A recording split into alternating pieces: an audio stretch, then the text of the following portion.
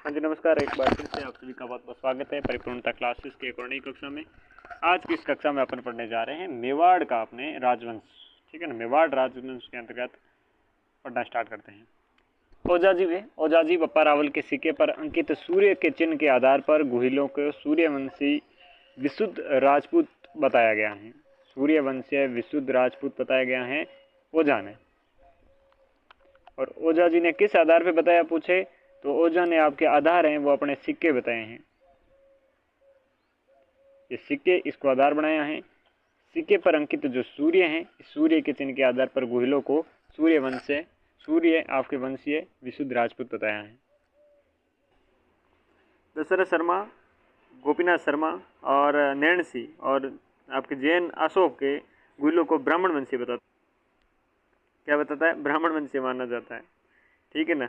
दशरथ शर्मा, गोपीनाथ शर्मा, नैण सिंह व आपके जैन अशोक हैं। ये जैन अशोक के क्या है, गुहिलों को ब्राह्मण वंश से माना है। गुहिल है जो कि आपके गुहिल वंश का नामकरण है। इस वंश के प्रतापी शासक गुहिल के नाम पर हुआ है। किसका प्रतापी शासक हुआ, आपके गुहिल के नाम पर होता है। यही बात याद रख लेना भाई, ब्राह्मण वंशीय शर्मा है, दशरथ शर्मा चाहे गोपीनाथ शर्मा, नैण सिंह, जैन अशोक, ये सारे बात कहते हैं। गुहिल वंश के उत्पत्ति और मूल स्थान के बारे में प्रचलित विभिन्न मत है, वो बात कर लेते हैं।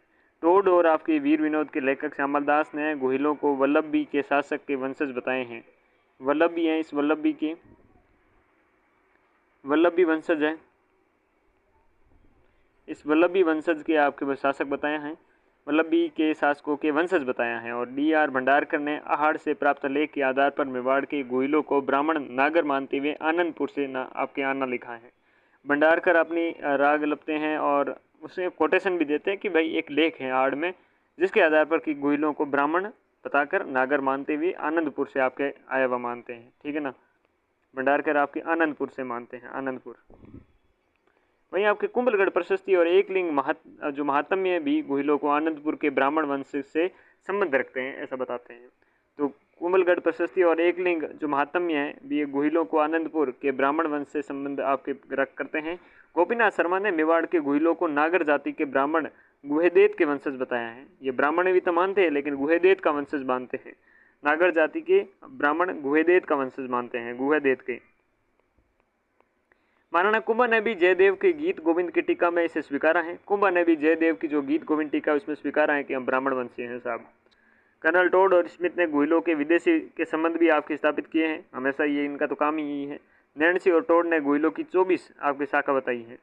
ठीक है ना, 24 शाखा बताई है। और नैण सिंह ने आपके जो प्रत्याहार हैं उनकी 26 शाखाएं बताई है। ठीक है ना, इनकी 24 ही बताई हैं। इतिहासकार डॉक्टर गौरीशंकर हीराचंद ओझा मानता है कि भाई आपकी 566 में लगभग गुहिल ने अपना शासन न्याय स्थापित कर दिया था। शिलालेखों के अनुसार शील, अपराजित, आपके भरत भट्ट, अल्लट, नरवाहन, शक्ति कुमार, विजय सिंह आदि गुहिल उत्तराधिकारी हुए। कौन हुए भाई, शील हुआ, शील के बाद आपके अपराजित हुआ, शील के बाद अपराजित हुआ, अपराजित के बाद आपके भरत भट्ट हुआ। कौन हुआ, भृत भट्ट हुआ। भर्तरी भट्ट है, ये भर्तरी भट्ट हुआ। कौन हुआ, भर्तरी भट्ट हुआ। भर्तरी भट्ट के बाद में साहब हुआ अल्लट। कौन सा अल्लट, अल्लट हुआ। ठीक है ना, शील, अपराजित, भर्तरी भट्ट, अल्लट। अल्लट के बाद में होता है नरवाहन। नरवाहन, नरवाहन के बाद में कोई होता है तो वो है आपके शक्ति कुमार। कौन होता है, शक्ति कुमार। शक्ति कुमार के बाद में होता है तो वो है विजय सिंह। सारे के सारे याद कर लेना, कहीं ना कहीं क्वेश्चन जरूर आ जाएगा, मैं ये आज गारंटी देकर कह रहा हूँ। जहाँ कभी भी आप एग्जाम दोगे ऐसा क्वेश्चन आपके बढ़ने की बहुत संभावना है कि भाई कौन पहले शासक हुआ, तो सबसे पहले आपके शिलालेख के अनुसार शील हुआ, शील के बाद अपराजित हुआ, अपराजित के बाद भृत भट्ट हुआ, अल्लट हुआ, नरवाहन हुआ, शक्ति कुमार हुआ, शक्ति कुमार के अलावा फिर आपके विजय सिंह हुआ। ठीक है ना।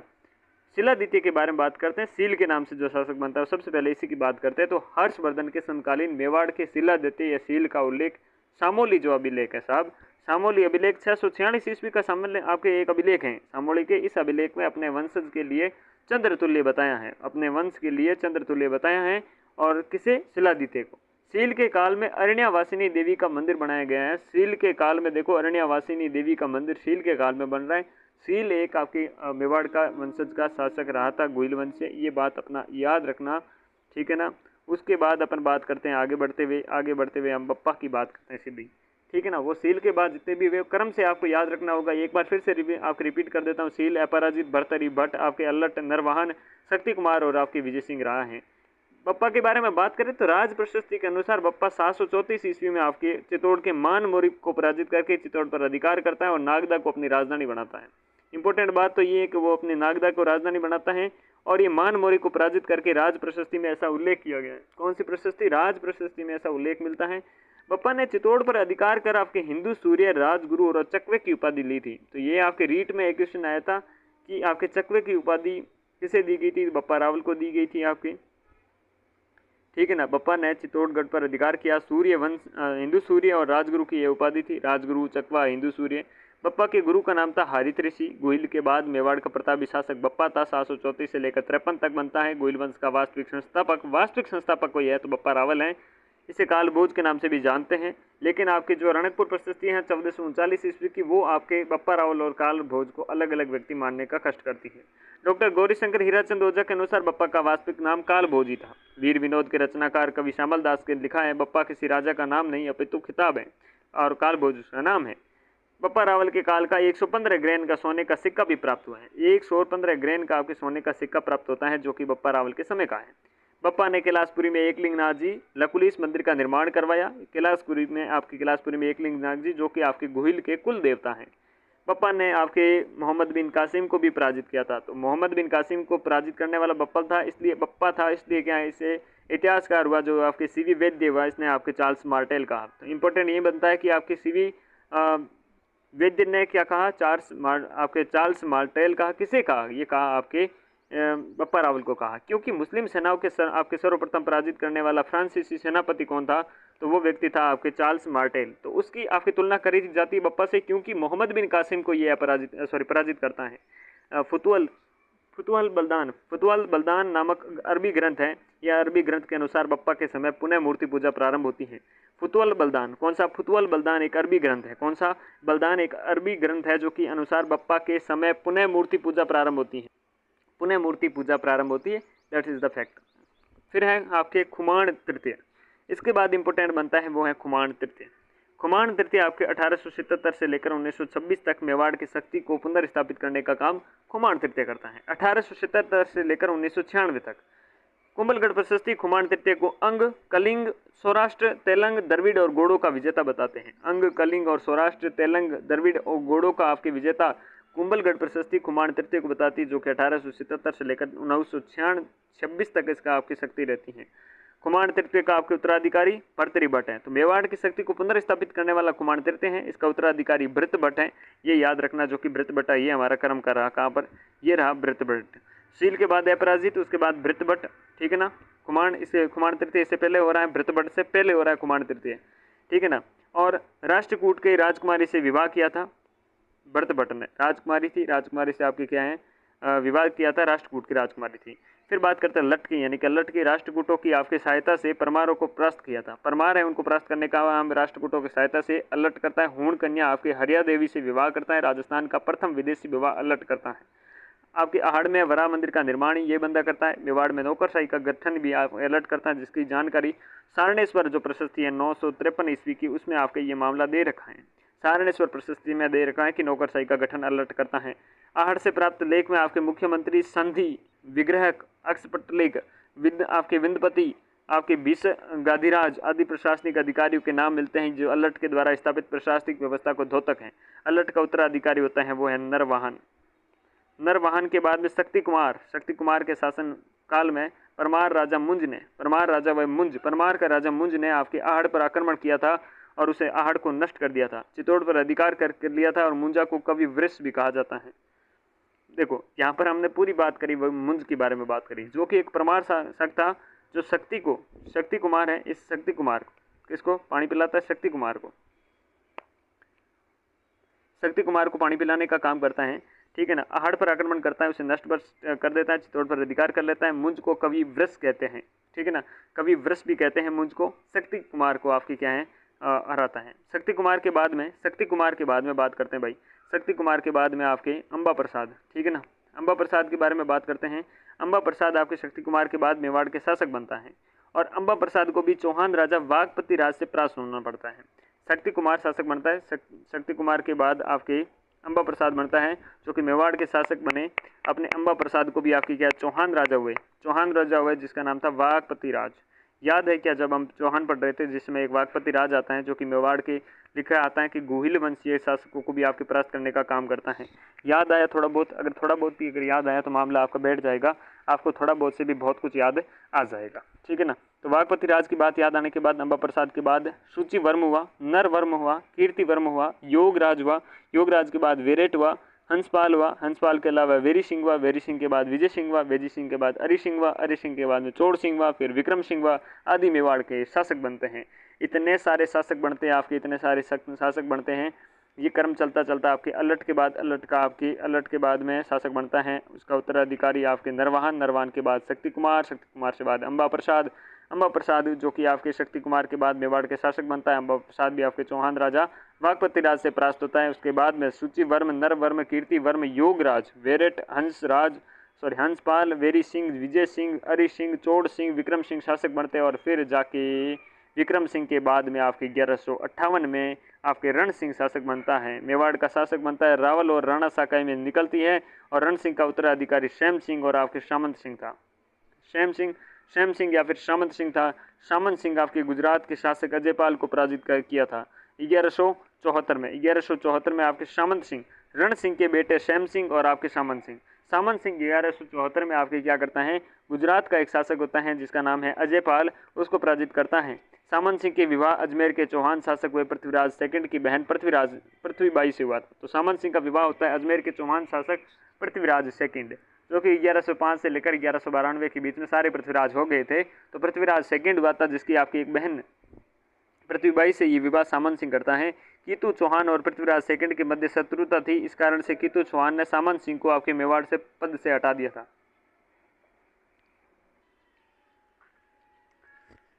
सामंत सिंह को पद से हटा दिया क्यों? कीतू चौहान के कलडावण थी किसे, पृथ्वीराज सेकंड से, और पृथ्वीराज से कलडावण थी पृथ्वीराज की तो बहन पटावड़ी थी किसके, सामंत सिंह के। तो सामंत सिंह को भाई पद से हटाई गई।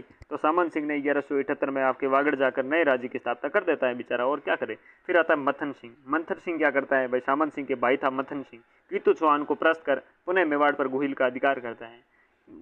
सामंत चला गया, फिर आपके मथन सिंह है। मथन सिंह ने इधर आके इधर कीतू इधर मैं तेरे को मत देता हूँ, ऐसा मत के वापस पहला किया, वापस आपके ये गुहिलों का अधिकार हो गया।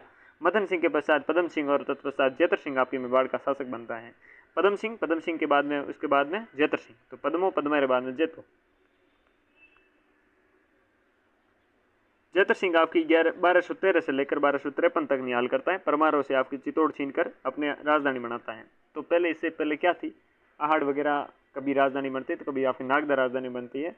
अब फिलहाल बनती है चित्तौड़गढ़ छीन लेता है जैतर सिंह इल्तुतमिश के मध्य भूताड़ा का युद्ध होता है और जैतर सिंह विजयी रहता है। इसमें इल्तुतमिश की चट्टी बनाता है और इसमें आपके जय सिंह सूरी के ग्रंथ हैं अमीर मद मर्दन, जय सिंह सूरी के अमीर मद मर्दन याद रखना। चिरवा शिलालेख के अनुसार आपकी क्या है, और ये अमीर मद मर्दन का नाम क्यों ले रहा हूँ क्योंकि इस युद्ध का वर्णन मिलता है। चिरवा शिलालेख के अनुसार आपके तलारक्ष योगराज का ज्येष्ठ पुत्र भूताला की लड़ाई में सुल्तान की सेना से लड़ते हुए शहीद हो गया था। चिरवा के शिलालेख के अनुसार, जो कि आपके तलारक्ष योगराज का ज्येष्ठ पुत्र था, तलारक्ष योगराज का ज्येष्ठ पुत्र था आपके भूताला की लड़ाई में सुल्तान की सेना से लड़ते हुए शहीद हो गया था चिरवा शिलालेख के अनुसार। इस संबंध में चिरवा और धांधलेश शिलालेख के अनुसार मलेच्छों का स्वामी था इल्तुतमिश भी आपके जैतर सिंह का मान मर्दन नहीं कर सका था। तो चिरवा और आपके धांदेश शिलालेख हैं, चिरवा और धांदेश शिलालेख के अनुसार मलेच्छों का स्वामी इल्तुतमिश भी आपके जैतर सिंह का मान मर्दन नहीं कर पाया था, और इसकी पुष्टि समर सिंह की अबू शिलालेख से होती है। ठीक है ना। जैतर सिंह को समुद्र का पान करने वाला अगस्त्य का सम्मान बताया है, ये इंपॉर्टेंट याद रखना। हमीर मद मर्दन में इल्तुतमिश को हमीर का राजा अमीर कहा गया। ठीक है ना। हमीर मद मर्दन है जो कि आपकी किसका, जय सिंह का है। इल्तुतमिश को इसमें हमीर कहा गया है, हमीर इसका इसमें कहा गया। चिरवा शिलालेख के अनुसार जैतर सिंह को मालवा और आपकी गुजरात का मारवाड़, ठीक है ना। तो इसके अनुसार क्या है, चिरवा शिलालेख के अनुसार जैतर सिंह को मालवा, गुजरात, मारवाड़, जांगल और दिल्ली के शासक को पराजित नहीं कर सके थे। एक तो मालवे के अलावा नीचे इधर का गुजरात के अलावा मारवाड़ और जांगल मतलब बीकानेर का एरिया और दिल्ली के शासक भी पराजित नहीं कर पाए थे। जैतर सिंह ने आपके 1248 में आपकी क्या किया था, सुल्तान नासिरुद्दीन महमूद की सेना को पराजित किया था। सुल्तान एक नासिरुद्दीन मोहम्मद थी, इस मोहम्मद की सेना को पराजित करने का काम कौन करता है, जैतर सिंह करता है। जेतर सिंह 1248 में सुल्तान नासिरुद्दीन मोहम्मद की सेना को पराजित करता है। मदन तथा बालक नामक आपके सैन्य अधिकारी जेतर सिंह के सेना के थे। एक मदन था और एक बालाक था, ठीक है। बालाक नामक आपके सैन्य अधिकारी थे, ये जेतर सिंह के सेना से थे, मदन और बालाक। ओझा आपके कहते हैं जेतर सिंह की प्रशंसा करते हुए कि दिल्ली के गुलाम वंश के समय मेवाड़ का सबसे प्रतापी और बलवान आपके शासक था तो वो था जेतर सिंह। इंपॉर्टेंट बात ये याद रखना, गुलाम वंश चल रहा था वहाँ पर। दशरथ शर्मा ने जेतर सिंह के काल में आपके मध्यकालीन इतिहास का स्वर्ण काल कहा। जेतर सिंह के आपके इतिहास के काल को मध्यकालीन इतिहास का स्वर्ण काल कहते हैं, ये आपके दशरथ शर्मा कहता है, ठीक है ना। ओझा तो कहते हैं भाई आपकी प्रशंसा करते हुए कि उस समय गुलाम वंश के समय मेवाड़ का सबसे प्रतापी शासक था, बलवान आपके शासक था, तो यही थे। उसके बाद जेतर सिंह के बाद में उत्तराधिकारी तेज सिंह था, ये आपके 1250 से लेकर 1273 तक आपके शासक बनते हैं, ठीक है ना। 1250 से लेकर 73 तक शासक बनते हैं और उन्होंने चालुक्य की भांति, चालुक्य जिस प्रकार से आपके उपापति वल्लभ प्रौढ़ प्रताप का विरुद्ध धारण किया था, चालुक्यों की भांति आपकी क्या तेज सिंह ने उबापपति वल्लभ प्रौढ़ प्रताप का आपके विरुद्ध धारण करते हैं। ये बात आपको याद रखनी है। तेज सिंह के शासनकाल में 1260 में आहड़ में कमल चंद्र के द्वारा राजस्थान का ताड़पत्र पर चित्रित प्रथम ग्रंथ है। किसके द्वारा? आहड़ में कमल चंद्र हैं, कमल चंद्र के द्वारा ताड़पत्र पर चित्रित आपका प्रथम ग्रंथ है श्रावक प्रतिक्रमण सूत्र चूर्णी। तो श्रावक प्रतिक्रमण सूत्र चूर्णी था, ये अपने चित्रित किया गया। बलबन को भी आपके परास्त किया था, बलबन को भी परास्त किया था आपके तेज सिंह ने इसको आपके बलबन को भी परास्त किया था। तेज सिंह की पत्नी थी जेतल देवी। जेतल देवी ने चित्तौड़गढ़ में श्याम पार्श्वनाथ मंदिर बनाया था। जेतल देवी तेज सिंह की आपकी लुगाई थी। तेज सिंह की लुगाई ने आपकी क्या श्याम पार्श्वनाथ मंदिर का निर्माण करवाया था चित्तौड़गढ़ में। तेजपाल के अधिकार में भीम सिंह प्रधान और समुद्रधर महात्म्य और तलन आपके कोषाध्यक्ष आदि प्रमुख थे। तो भीम सिंह था प्रधान, समुद्रधर था आपके महामात्य था और तलन है आपके कोषाध्यक्ष था। कौन था? तलन आपकी क्या है? तलन कोषाध्यक्ष था, ये याद रखना, ठीक है ना। समुद्रधर आपकी क्या था? महामात्य था। बात करते हैं आगे बढ़ते हुए, इसके बाद समर सिंह के बारे में बात करते हैं। समर सिंह तेज सिंह का उत्तराधिकारी समर सिंह था, जो कि 1273 से लेकर 1302 ईस्वी तक आपके शासक रहता है समर सिंह 1273 से लेकर 1302 तक। इसके पहले कौन था? समर सिंह से पहले आपके तेज सिंह था। तेज सिंह से पहले आपके कौन था? जेतर सिंह था। समझ पा रहे हैं? कोई मैं गलत तो नहीं कह रहा हूँ, बिल्कुल भी गलत नहीं कह रहा हूँ। तेज सिंह से पहले आपके जेतर सिंह था। जेतर सिंह से पहले आपके कौन था? जेतर सिंह से पहले आपके मथन सिंह था। मथन सिंह से पहले सामंत सिंह था। सामंत सिंह से पहले रण सिंह था। रण सिंह से पहले डपा डपी ढप थे, बहुत सारे थे। समर सिंह के बारे में बात कर रहे हैं। तेज सिंह का उत्तराधिकारी जो 1273 से 1302 तक शासक बनता है। आबू शिलालेखों में से तुर्कों के गुजरात का उद्धारक बताया है। तुर्कों से गुजरात का उद्धारक यही था। जिन प्रभ सूरीकृत तीर्थ क्लब के अनुसार इसने अलाउद्दीन खिलजी के छोटे भाई उल्गू खां को क्या है, उसके गुजरात के अभियान के दौरान मेवाड़ से हुई सैनिक हानि का दंड वसूल दिया था। उल्गू खां भी पहुंची हुई चीज थी यार, इससे आप दंड वसूल कर रहे हो तो बड़ी बात है।